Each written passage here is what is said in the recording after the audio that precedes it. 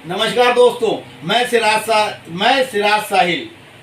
पंच परमेश्वर के लिए मैं आज रविंदर कुमार जी की मुलाकात आप लोगों से कराऊंगा और उसमें जानना चाहूँगा कि मुख्यमंत्री योगी आदित्यनाथ किस तरीके से अपनी सत्ता का दुरुपयोग कर रहे हैं और लोकतांत्रिक व्यवस्था में एक मुख्यमंत्री की हैसियत से नहीं बल्कि एक माफिया गुंडे की स्टाइल से शासन चला रहे हैं। तो आइए मिलते हैं रविंदर कुमार जी से। नमस्कार भाई साहब, मेरा पहला सवाल ये है कि ये देश में हो क्या रहा है। एक आदमी जो खुद कई केसों में अपराधी रहा है और जिसको किसी दूसरी सरकार ने प्रताड़ित किया और उसने सोमनाथ चटर्जी जब तत्कालिक लोकसभा अध्यक्ष के सामने आंसुओं से रोया कि हमें पुलिस ने प्रताड़ित किया है, हमें सत्ताधारी दल ने दुरुपयोग करके मारा पीटा है, गलत मुकदमे किए हैं, वही आदमी जब सत्ता में आता है और खुद मुख्यमंत्री बन जाता है तो वो वही चीजें खुद करता है, बल्कि उससे 2 कदम आगे जाके,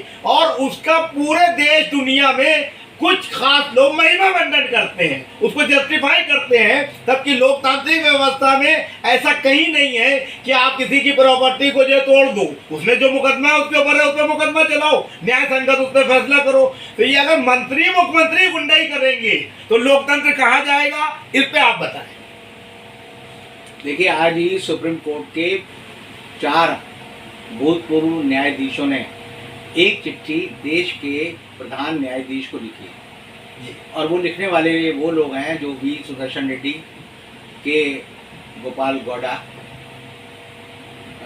AP Shah Delhi high court के चीफ जस्टिस, के चंद्रू जो मद्रास हाई कोर्ट के जज थे, मोहम्मद आमिर एक कर्नाटक हाई कोर्ट के जज थे, और AK गांगुली जो कि सुप्रीम कोर्ट के जज थे। उन्होंने चिट्ठी लिखी है और उन्होंने लेटर पिटीशन सुप्रीम कोर्ट के प्रधान न्यायाधीश को दी है कि उत्तर प्रदेश में जिस तरह से बुलडोजिंग हो रही है, जिस तरह से बुलडोजर चलाया जा रहा है, जिस तरह से लोगों को मारा पीटा जा रहा है, और जिस तरह से वहाँ के मुख्यमंत्री योगी आदित्यनाथ लोगों को कह रहे हैं कि इनको सबक सिखाओ और इनको जेल में भर दो, उनके मकान तोड़ दो, उसके खिलाफ इन लोगों ने चिट्ठी लिखी है।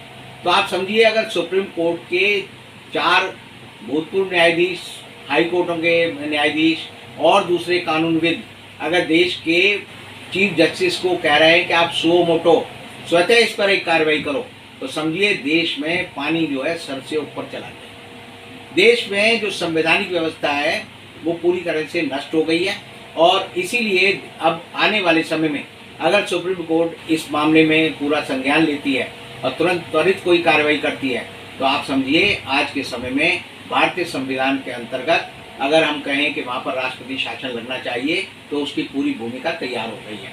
और उस भूमिका का मतलब ये है कि वहाँ पर लॉ एंड ऑर्डर की मशीनरी पूरी तरह से वास्तविक रूप से, भौतिक रूप से जो है ब्रेकडाउन हो गई है, नष्ट हो गई है, और वहाँ पर जो है कानून के हिसाब से आज शासन नहीं चलाएगा। सर, मोहन भागवत जी जो राष्ट्रीय स्वयं सेवक संघ के प्रमुख हैं और प्रधानमंत्री नरेंद्र मोदी जी और अमित शाह जी या भारतीय जनता पार्टी के जो प्रवक्ता हैं, वो हर जगह यही प्रपंच करते हैं कि कानून अपना काम करेगा। योगी जी डायलॉग बोलते हैं, गलत को छोड़ेंगे नहीं, सही को छेड़ेंगे नहीं। उसके बावजूद कानून का दुरुपयोग करके उनका बुलडोजर जारी है। इसको कैसे निपटेंगे? देखिए, अंग्रेजों को हम मानते हैं कि वो बड़े आत्ताई थे। अंग्रेजों ने देश पर जो है जितने साल भी राज किया, 200 साल, और हमारा स्वतंत्रता संग्राम आंदोलन जो है 1857 से अगर माने तो 1947 तक 90 साल चला। अंग्रेजों ने बहुत सारे वीरों को, हिंदुस्तान के देशभक्तों को सजाएं दी, और मैं आपको याद दिलाना चाहूँगा कि हमारे जो शहीद भगत सिंह हैं उनको फांसी दी गई, राजगुरु को दी गई, सुखदेव को दी गई। इसी तरह चंद्रशेखर आज़ाद को जो अल्फ्रेड पार्क जो था इलाहाबाद में, वहाँ मारा गया, गोलियों से उनको हत्या की गई। इसी तरह हमारे जो और दूसरे नेता हैं, चाहे महात्मा गांधी हो, पंडित जवाहरलाल नेहरू हों, लाला लाजपत राय हों, नेताजी सुभाष चंद्र बोस हों, बिरसा मुंडा हो, आप यानी हिंदुस्तान की धरती से अगर गिनेंगे तो हजारों शहीद मिलेंगे। लेकिन अंग्रेज जो है जिनके हम गुलाम थे, उन्होंने भी शहीद भगत सिंह का मकान नहीं तोड़ा, उन्होंने भी चंद्रशेखर आज़ाद का मकान नहीं तोड़ा, उन्होंने भी गांधी जी का जो घर था पोरबंदर में वो नहीं तोड़ा, उन्होंने भी इलाहाबाद में जो नेहरू का घर था जिसे आनंद भवन बोलते हैं वो नहीं तोड़ा, सुभाष चंद्र बोस का घर नहीं तोड़ा। तो ये तोड़ने की संस्कृति जो है कहाँ से आई, पहली बात तो ये सोचना होगा। ये एक बर्बर तरीका है कि अपने दुश्मन को नेस्ता नाबूद कर दो आपको मैं याद दिलाना चाहूँगा कि दुनिया के जो बड़े तानाशाह हुए हैं उन्होंने क्या किया। किसी भी देश में जब कब्जा किया तो सबसे पहले उस देश की लाइब्रेरियों को, उस देश के यूनिवर्सिटियों को, उस देश के लोगों के मान सम्मान को क्षति पहुंचाने के लिए उनकी इमारतों को गिराया। और वो सारे कौन थे? बर्बर लोग थे। उनको आज भी हम इज्जत से याद नहीं करते। तो ऐसी हालत में आज के समय में मैं कह सकता हूँ, और जिस तरह से 4 सुप्रीम कोर्ट के न्यायाधीशों ने और जो हाई कोर्ट के न्यायाधीश हैं और बाकी लोगों ने जो चिट्ठी लिखी है, उससे साफ जाहिर है कि वो सब मानते हैं कि आज के दिन उत्तर प्रदेश में बर्बर सरकार चल रही है, जो कि लोगों के साथ बदला लेती है। कानून के हिसाब से कामराज नहीं चल रहा। कानून के हिसाब से चलता तो आईपीसी, सीआरपीसी उसके हिसाब से चलता।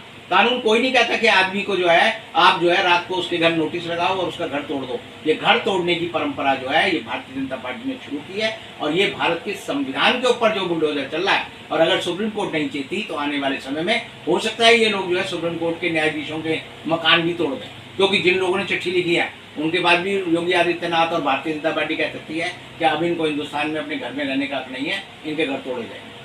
अच्छा, ये बताइए कि भारतीय जनता पार्टी जो है जिस तरह से कार्य कर रही है कि एक दूसरी राजनीतिक दल के नेताओं को नष्ट नाबूद करने के लिए जो है, तो ये क्या जो है हमारा देश जो है तानाशाही की तरफ बढ़ रहा है? देखिए, भारतीय जनता पार्टी और नरेंद्र मोदी विशेषकर और आरएसएस, आप समझिए ये साम दाम दंड भेद की राजनीति में विश्वास करते हैं। और उससे आगे इन्होंने 2 इशू और जोड़ दिए, एक ब्लैकमेल करना, और जितनी भी एजेंसियां हैं उनका इस्तेमाल गलत तरीके से करके लोगों को ये समझते हैं कि जेल भेजकर हम जो है उनके मनोबल को तोड़ देंगे और देश पर राज कायम कर लेंगे। लेकिन आप समझिए कि लोग जो है जेल जाने से नहीं डरते। अगर जेल जाने से डरते तो दक्षिणी अफ्रीका कभी आज़ाद नहीं होता। नेल्सन मंडेला 23 साल जेल में रहे, उन पे सारे आरोप लगे। उसके बाद दक्षिण अफ्रीका में आप देखेंगे नस्लवादी जो सरकार थी वो टूटी, और वही नेल्सन मंडेला जो जेल में थे वो वहाँ के राष्ट्रपति बने। तो ये बीजेपी वाले, आरएसएस वाले जो है इतिहास से सबक लेने के मूड में नहीं है क्या? नहीं, ये अनपढ़ लोग हैं। अच्छा, इतिहास से तो सबक लेने की किताब पढ़नी पड़ेगी। ये पढ़ते नहीं हैं, ये सिर्फ घंटा बजाते रहते हैं। घंटा बजाओ, जिसे कहते हैं आराम का खाना, मस्जिद में सोना। इसी तरह इनका काम है खूब भरो, अपना पेट भरो और मंदिर में जाके लौट लगाओ। ये लोग ज्ञान की बात नहीं करते। आपने कोई राजनीतिक विमर्श इनके बीच सोचा? कभी देखा आपने भारतीय जनता पार्टी के अंदर भी इनकी जो राष्ट्रीय कार्यकारिणी होती है या संसदीय दल की बैठक होती है उसमें कभी कोई बहस मुसावा हुआ? ये सिर्फ एक तरफा बात बोलते हैं। आरएसएस का जो सिद्धांत है वो ये है कि दिल्ली से संदेश आया है, सूचना आई है, सोचना बंद कर दो। तो ये जो आरएसएस के जितने भक्त हैं ये बेचारे सोच नहीं पाते। अगर इनके सामने कहो ना 2 + 2 4 होते हैं, 5 होते हैं, 6 होते हैं, तो ये नहीं बता सकते 6 होते हैं, 5 होते हैं, 4 होते हैं। ये कुछ नहीं जानते। ये अनपढ़ और एक जाहिल लोग हैं जो कि जो बात आती है कि दिमाग में ठूक दी जाती है और ये मुंह से निकल जाती है। सर, योगी आदित्यनाथ ने ऑन रिकॉर्ड कैमरे पे जो है एक बार स्वतः कहा था कि लोग सोचते होंगे किस नमूने को मुख्यमंत्री बना दिया। तो क्या उन्होंने उस बात को जो है वास्तव में वो एक नमूना है? देखिए, मजाक में कहा था या उनका व्यक्तित्व और कृतित्व जो है इस तरह का है कि नमूना भी 2 तरह का होता है, एक सकारात्मक रूप में, एक नकारात्मक रूप में। तो उनकी इस बात को आप किस रूप में देखते हैं? महंत अवैधनाथ जो थे वो गोरखपुर का जो मंदिर है उसके मठ, वो एमपी भी थे वहाँ से, गोरखपुर से। तो जब उनका अंतिम समय आया, बीमार रहने लगे, तो उनके ही लोगों ने उनको कहा कि आप अपनी गद्दी किसे सौंपोगे, ऐसा आदमी तो ढूंढ लो। तो उन्होंने बड़ी मुश्किल से ढूंढ ढांड कर योगी आदित्यनाथ को अपने शिष्य के रूप में स्वीकार किया। और उस समय के अगर मैं जिक्र करूं तो योगी आदित्यनाथ के बारे में कहते थे वो खुद कि पागल है। ये जो है वहाँ पर एक मछलियों का बहुत बड़ा तालाब है, उसके चारों ओर घूमते रहते थे, और जब भी वो बुलाया जाता था तो ये वहीं से आते थे, और इनका काम होता था वहाँ बैठकर ये जो है मछलियों को देखते थे, ऐसे ताकते रहते थे। तो वो कहते थे निरा जो है ये पागल है, ये इनके गुरुजी कहते थे। और ये बात मैं वो बात बता रहा हूँ जो देश की जनता को नहीं पता। तो एक ऐसा आदमी जो मछलियों, तो ये पोस्टर लगना चाहिए कि उत्तर प्रदेश का मुख्यमंत्री बकौल उनके गुरु नीरा पागल था, वो कहते थे नीरा पागल है। तो उस जो लोग पोस्टर लगाएंगे उनको भी जो है बुलडोज कर देगा ये। नहीं, वो उनके पाँव छूते हैं, उन लोगों के घर जाते हैं। उन्होंने ही तो मुझे बात बताई, मुझे थोड़ी पता है। तो ऐसी बात नहीं है। लेकिन योगी आदित्यनाथ की क्षमताओं को जरूरत से ज्यादा बढ़ाकर हम लोगों ने देखना शुरू कर दिया है। कई बार होता है लार्जर देन लाइफ किसी आदमी की इमेज बना दी जाती है। आदमी हाड़बास का पुतला होता है, उसे हम कहते हैं जी महामानव है, हीरो है, सुपर हीरो है। जैसे अमिताभ बच्चन को कहा गया भाई सुपर हीरो है। कुलीन फिल्म में जो है पुनीत इस्सर नाम के एक फाइटर ने उसको एक घूसा मारा, तो पता चला उसकी जो पेट में जो है इतने घाव हो गए कि वो कहता था जी मेरे पेट में जो है पूरा पूरा गोल्फ कोर्स बन गया। और वो जीते जी यानी एक तरह से महामानव भी बने, और ये हालत थी कि हाथ भी तो हाड़ मास का पुतला है, तो उसकी छवि चाहे कितनी बना दो, आप उसको इतिहास जब उसके बारे में मूल्यांकन करता है तो उसकी अच्छाई और बुराई के बारे में करता है। और बाद में आपने हमेशा देखा होगा कि मरने के बाद जो खानियाँ मिलती हैं उससे लगता है कि जिस आदमी को हम पूछते थे ये तो मिट्टी का वही शेर है जो घर में ले आए तो दुर्गा का वाहन बन गया, और जब वो उसके हाथ पांव टूट गए तो उसे किसी कूड़े में घूसर में फेंक देते हैं और पड़ा रहता है। क्या बाबर को और औरंगजेब को आप बर्बर मानते हैं? देखिए, किसी आदमी के बारे में बर्बर कहना या उसके बारे में, जब तक आप किसी आदमी को पूरा ना जान लो। आप बाबर को जानते हैं इतिहास के हिसाब से? मैंने बाबर को जितना पढ़ा है, मैंने औरंगजेब को जितना पढ़ा है, मैंने अकबर के बारे में जितनी बात पढ़ी है, हुमायूं के बारे में जितनी बात पढ़ी है, आप उससे एक बात समझ सकते हैं कि उसका पूरा व्यक्तित्व जो है हिंदुस्तान के लोगों के सामने आज तक नहीं आया। तो उसके लिए हम जो है एक फैसला दे देते हैं, हमारा झूठ जो है वो एक सच नहीं हो सकता।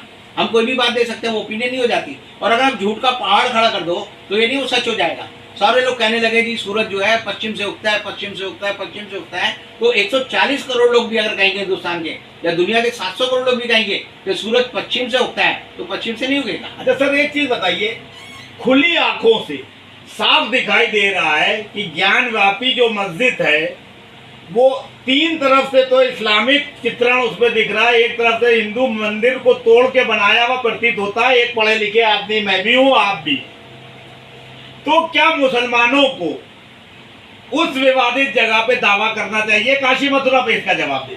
देखिए, अगर मुसलमानों की बात करेंगे तो ये बात मुसलमानों को तय करना चाहिए। अच्छा, हिंदू लोग जो कह रहे हैं कि ये दोनों मेरी आराध्य जगह है, तो क्या उसमें वो क्या गलत कह रहे हैं?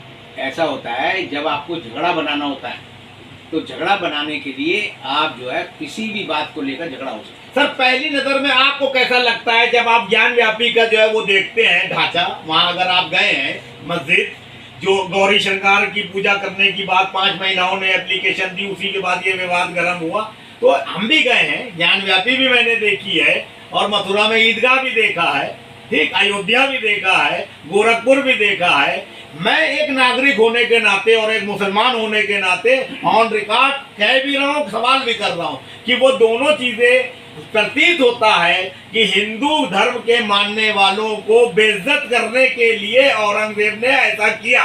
इस बात को मानने में क्या प्रॉब्लम है? देखिए, पहली बात तो ज्ञान व्यापी उसका नाम नहीं है, उस मस्जिद का नाम है ज्ञान वापी। हाँ ठीक है, बाप चिरा हुआ पेड़। नहीं, मैं नाम में नहीं जाना चाह रहा हूँ, मैं तथ्य में जा रहा हूँ। मैं वही बात, हाँ, तो सही, मैं मान लिया, लेकिन सब जगह वही चल रहा है, तो नहीं चल रहा है तो वो जानबूझ के चल रहा है। तो मैं बताओ, आप इसका जवाब दीजिए जो मैंने सवाल। ज्ञान वापी जो है वो मस्जिद का मुकदमा जो है पहले भी वहाँ पर इलाहाबाद हाईकोर्ट में भी चला, 1941 में उसका फैसला भी आया। उसके बाद जो है हिंदुस्तान के लोगों ने 1941 से लेकर 2022 तक इस मुद्दे को नहीं उठाया। अब एक बात समझिए, जब आप किसी मुद्दे को उठाते हैं तो उसके में सिर्फ जो है धार्मिक आपकी आस्था नहीं है, उसमें आपकी राजनीति भी है, उसमें सामाजिक चेतना भी है, उसकी धूर्तता भी है, उसकी मंतव्य भी है। क्योंकि झगड़े फैलाने के लिए अगर आदमी हमारे, हम तो कहते हैं कड़गड़ में राम है, तो आपके घर पे भी जाके मैं कहूँगा राम है, मैं कहूँगा भाई बाहर निकलो तुम, ये तो कड़गड़ में राम है। ये तथ्य इसलिए कंसीडर नहीं मैं करूंगा क्योंकि मेरे घर में, मैं मुसलमान हूँ, कोई हिंदू शासक या नेता या पंडित ब्राह्मण नहीं आया कि जो मेरे घर पे जो है अपना दावा करे।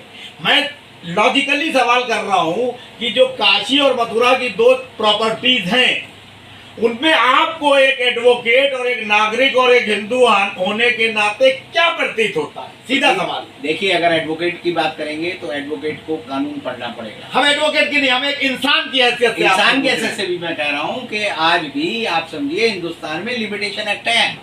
लिमिटेशन एक्ट कहता है 12 साल तक जो जमीन पे या किसी जगह पे आप उसका मुकदमे का एक सीमा है, उससे आगे नहीं जा सकते। क्योंकि अगर इतिहास, तो ये जो मुकदमा जो है दर्ज हो गया, इसका मतलब सुप्रीम कोर्ट के जज, लोअर जज और जितने भी न्याय से जुड़े लोग हैं सब भ्रष्ट, बेईमान और निकम्मे नकारा हो चुके हैं।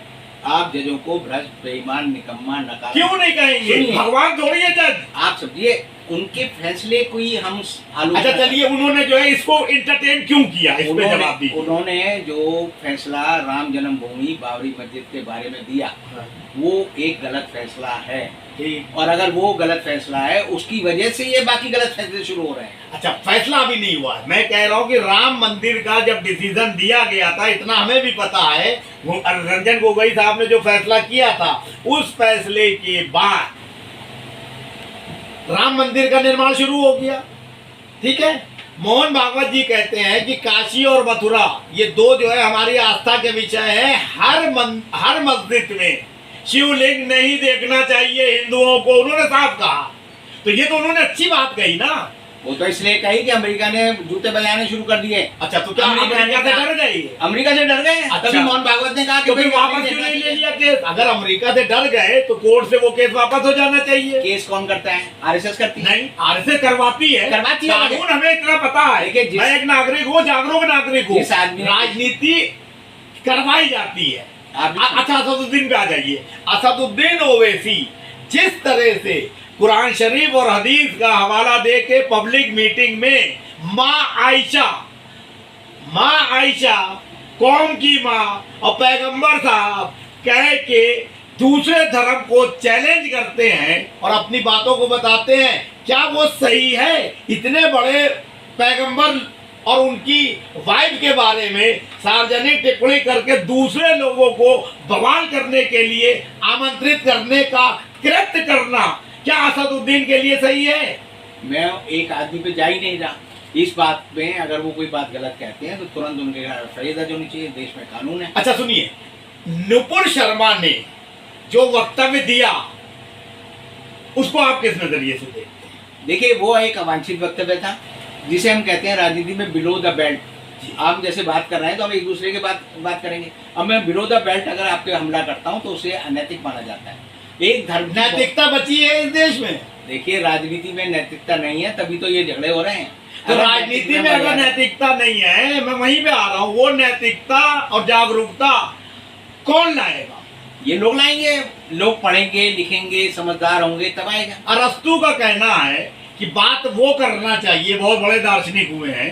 अरस्तु का ये कहना है कि बात वो करना चाहिए जो मानव मात्र समाज और नागरिकों के उत्थान के लिए हो और जायज हो। भगवान कृष्ण ने कहा अर्जुन से कि तू युद्ध कर और सही बात कर। भगवान राम ने जो है रावण को जो है परास्त किया। मैं सब बता रहा हूँ, उसमें आंसर कीजिएगा आप। अब अगर मान लीजिए पैगंबर साहब ने कुरान शरीफ में और हदीस शरीफ में ये लिखा है कि अगर कोई गैर मुस्लिम और मुस्लिम के बीच में विवाद और फसाद होता है तो तुम हक की बात करो, है? तो ये हक की बात को हमारे मुसलमान भाई मुस्तैदी से क्यों लेके नहीं चलते हैं, इसका जवाब दे दीजिए। ये मुसलमानों के इंटरनल जो नेता हैं, ये उनकी जिम्मेदारी है। अगर इंटरनल चीजें गड़बड़ कर रही हैं, उससे मानव मात्र का नुकसान हो रहा है, तो इसका मतलब मुस्लिम रहनुमा जो वो हैं वो नकारा है, वो इस्लाम के मूल सिद्धांत के विरुद्ध चल रहे हैं। अपने निस्वार्थ मंत्री पद, ऐश्वर्य, धन संपदा लेने के लिए कुरान शरीफ और हदीस शरीफ की मूल भावनाओं के खिलाफ जा रहे हैं, तो क्या वो सही कर रहे हैं? देखिए, राजनीति अगर धर्म में घुस जाएगी तो वो धर्म का नाश करेगी, और धर्म राजनीति में घुस जाएगा तो वो भी राजनीति का नुकसान करेगा। तो इसका मतलब हमारे देश की सरकार जो कि कश्मीर में अगर जो है पत्थर चलते हैं या कोई स्थिति बिगड़ती है तो इंटरनेट तुरंत बंद हो जाता है। चाइना से टसल होता है तो टिकटॉक और न जाने कितने ऐप बंद हो जाते हैं। तब जो है सरकार स्टूडियो में बिठा के पैगंबर साहब के बारे में गलत शब्द कहने वालों को दिखाती है, टेलीकास्ट करती है, और भगवान शिवलिंग के ऊपर अमर्यादित टिप्पणी करने वाले मुसलमानों को दिखाती है। तो सूचना प्रसारण मंत्री अनुराग ठाकुर और प्रधानमंत्री Narendra Modi, chief justice of India, राष्ट्रपति क्या कर रहे हैं? देखिए, आप इन जिन लोगों का नाम ले रहे हैं, इनकी कोई जिम्मेदारी नहीं। अच्छा, किसकी जिम्मेदारी है? जो हमारे सूचना मंत्रालय के सचिव हैं, ठीक, उस आईएएस अफसर की जिम्मेदारी तो है। उसको रिजाइन देना चाहिए। नहीं नहीं, हाँ। उसके खिलाफ एफआईआर होनी चाहिए कि तू इस सब दंगे का दोषी है। ये जो देश में जितनी भी फसाद होते हैं, जितने गुंडागर्दी होती है, जितनी भी कानून की हद तोड़ी जाती है, उसके लिए आप नेताओं को जिम्मेदार मानते हैं। इसलिए जो आईएएस आईपीएस बिरादरी है, ये देश में लोगों के खिलाफ है, ये देश के लोगों का शोषण करती है। जब तक अफसरों को नेता गधे हैं। वो एक आईएएस को प्रधानमंत्री, इसका मतलब अनुराग ठाकुर रबर स्टैंप है, और इंफॉर्मेशन ब्रॉडकास्टिंग मिनिस्ट्री में जो सेक्रेटरी है आईएएस, वही अव्यवस्था पैदा कर रहा है। इसका ये मतलब बिल्कुल बिल्कुल। तो एक एप्लीकेशन आप बनाइए, मैं ऑन रिकॉर्ड कह रहा हूँ, उसके खिलाफ एफआईआर कैसे होगी मैं करूंगा। कोई एफआईआर नहीं करने की जरूरत। हाँ। आपको एफआईआर तो पुलिस करेगी, आपको एक कंप्लेंट भेजनी है संबंधित थाने को। जैसे सूचना प्रसारण मंत्रालय जो भी का स्टेट में आएगा, सूचना प्रसारण मंत्रालय का जो सचिव है, उसके खिलाफ एक कंप्लेंट थाना में ढूंढो, दिल्ली के पुलिस कमिश्नर को भेज दो कि भाई ये क्राइम हुआ है, तुम जो है इसके खिलाफ जो कार्रवाई करो। तो ये एक कृपया करके एक एप्लीकेशन तैयार कीजिए, उसमें साइन मैं करूंगा। आप नहीं करेंगे। हाँ। ये देश के हर नागरिक को करनी है। हर नागरिक कहाँ करता है। आशाराम के ऊपर 0 कंप्लेंट हो गई, आशाराम के ऊपर 0 कंप्लेंट हो गई। लालू प्रसाद, जयललिता, ये सब जेल चले गए। दयानिधि मारन वाड्रा के ऊपर हो गई। समझिए, हम समझना चाहते हैं आप जैसे ज्ञानी व्यक्ति से कि जो क्या हो रहा है। तो कंप्लेंट पूरा देश तो नहीं करता है, और सुप्रीम कोर्ट ऑफ इंडिया तो ये कहता है कि हमारे सामने बड़े पद पे बैठा हुआ व्यक्ति और एक सड़क पे रिक्शा चलाने वाला व्यक्ति दोनों समान है। तो अगर समानता का अधिकार है तो हम पूरे देश की 130 करोड़ जनता से तो साइन कराएंगे नहीं सबको एप्लीकेशन। नहीं करना। हाँ, एक आदमी कोई भी खड़ा होगा। मैं खड़ा हो रहा हूँ। 0 कंप्लेंट की आपने बात की। नहीं 0 नहीं, ये कंप्लेंट को तो मैं दिल्ली में हूँ, मैं यही कर दूंगा। आप एक चीज समझिए, हिंदुस्तान में कानून का एक तरीका है, और कानून और वो तरीका अगर गलत है तो बदलना चाहिए। पहले आप समझिए, 2 तरह के क्राइम होते हैं। अच्छा। एक क्राइम होता है जो मेरे खिलाफ है, मेरी संपत्ति के खिलाफ है, वो है क्राइम अगेंस्ट ए पर्सन। ठीक। एक है समाज के खिलाफ। हाँ, ये देश समाज के खिलाफ है। तो ये देश के खिलाफ है। इस मामले में कोई भी आदमी अगर पहल करेगा, अभी आपको जैसे मैंने शुरू में कहा कि 4 सुप्रीम कोर्ट के पूर्व न्यायाधीशों की आत्मा जगी, उन्होंने भी चिट्ठी लिखी। 3 जो है हाई कोर्ट के जजों की आत्मा जगी, उन्होंने भी चिट्ठी लिखी, वही चिट्ठी लिखी जो आप हम दिखा रहे हैं। तो आप समझिए, चिट्ठी लिखना ही एक तरीका है, क्योंकि आप अपनी राय जाहिर करेंगे तो उस पर एक्शन जरूर होगा। सुनिए, यहीं पे सुनिए, मैंने चिट्ठी प्रधानमंत्री नरेंद्र मोदी को लिखी 15 अगस्त 2014 को। उस चिट्ठी का कोई जवाब नहीं आया। वो चिट्ठी पब्लिक डोमेन में है, उसकी रिसीविंग मेरे पास है। प्रधानमंत्री नरेंद्र मोदी के कार्यालय ने उस चिट्ठी को तो फॉरवर्ड कर दिया संबंधित डिपार्टमेंट में। संबंधित डिपार्टमेंट ने निष्पक्ष जांच करने के बजाय हमसे ही पूछा कि ये जो तुम आरोप लगा रहे हो, तुम्हारे पास सबूत क्या है। तो इसका मतलब कोलैप्स कर गई है व्यवस्था। मैंने 6 दिन पहले एक वीडियो डाला राष्ट्रपति महोदय को संबोधित करते हुए, और उनको कॉपी भी भेज दी उसकी। उस पर कोई संज्ञान नहीं लिया गया। तो अगर कोई भगत सिंह पैदा हो रहा है, कोई चंद्रशेखर आजाद, सुभाष चंद्र पैदा हो रहा है, तो उसको पैदा होने से भी सरकारें और न्याय व्यवस्था रोकेंगे क्या? मैंने आपके सवाल का जवाब पहले दे दिया। चिट्ठी नरेंद्र मोदी को नहीं लिखनी। अच्छा। चिट्ठी प्रधानमंत्री राष्ट्रपति को नहीं लिखनी है कैबिनेट सेक्रेटरी को लिखो। कैबिनेट सेक्रेटरी जो है सबसे बड़ा नौकरशाह है, वो अगर कार्रवाई नहीं लेगा तो आप उसके खिलाफ जो है कार्रवाई कर सकते हैं। प्रधानमंत्री की पावर नहीं है, वो सिर्फ मुखौटा है देश का, सरकार का, कि मैं पद हूँ। सरकार जो है अफसरों द्वारा चलती है। अभी तक लोग जो है नेताओं को गाली देते हैं, राजनेताओं को गाली देते हैं। उनको गर्दन पकड़नी है तो आईएएस की पकड़नी है, आईपीएस की पकड़नी है, आईआरएस की पकड़नी है। ये जितनी भी केंद्रीय सेवाएं हैं या राज्यों की सेवाएं हैं, उनके अफसरों के खिलाफ अगर आप चिट्ठी लिखेंगे तो उसकी कार्रवाई मैं आपको कहता हूँ जरूर। अच्छा, चीफ जस्टिस ऑफ इंडिया जो रिटायर्ड है, 4 हैं 5 हैं, उन लोगों ने लेटर लिखा है सुप्रीम कोर्ट के वर्तमान मुख्य न्यायाधीश महोदय को। क्या आप मानते हैं कि इस वक्त जो मुख्य न्यायाधीश हैं उनकी आत्मा जाग चुकेगी इस लेटर के बाद, और योगी आदित्यनाथ मंत्री पद से हटेगा कि नहीं? इस पे बोल दीजिए, आखिरी सवाल। मैंने आपको बता दिया, जब 4 सुप्रीम कोर्ट के न्यायाधीशों ने, आपको याद होगा, एक प्रेस कॉन्फ्रेंस की थी सिटिंग में, पूरे देश में तहलका मच गया था। 1 जनवरी का दिन था, वो याद है आपको? जी याद है, और प्रशांत भूषण ने उठाया था। नहीं, वो तो 4 जजों ने, 4 जजों ने उठाया था। हाँ सही पहल की प्रेस कॉन्फ्रेंस जी जी की, बिल्कुल। उससे पूरा देश हिल गया। उसमें रंजन गोगोई भी थे। वो भी थे, लेकिन हाँ। बाद में वो बदल गए, वो हाँ, अलग बात है। जी। लेकिन आज जो है सुप्रीम कोर्ट के जज, हाई कोर्ट के जज अगर देश के प्रधान न्यायाधीश को चिट्ठी लिख रहे हैं, तो मैं ये मानता हूँ कि एनवी रमन्ना जो कि सारी चीजों पर पूरी निगाह रखते हैं, उनकी आत्मा की बात नहीं कर रहे। ये कानून का प्रावधान है कि कोई भी आदमी लेटर पिटीशन लिख सकता है, और अगर सुप्रीम कोर्ट के न्यायाधीशों ने लिखी है, अगर उसका संज्ञान नहीं लिया गया, तो इसका मतलब समझिए सुप्रीम कोर्ट के सारे जो निवृत्तमान या रिटायर्ड जज हैं, हाई कोर्टों के जो जज हैं, उन सबकी बेइज्जती होगी।